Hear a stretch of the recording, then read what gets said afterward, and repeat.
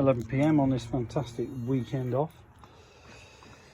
Now we got shit all over the floor, and finally got most of it pressure washed off and sorted, but still going to be lots of rust where all this is at, and must be down the bottom. But place is a right mess with all this bloody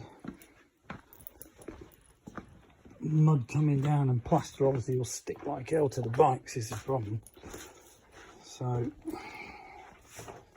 let's be down here too.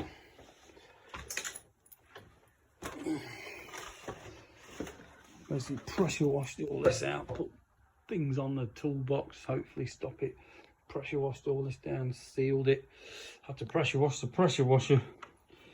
So biggest problem's all the water's gone in the oil and everything. But we shall see tomorrow what he said.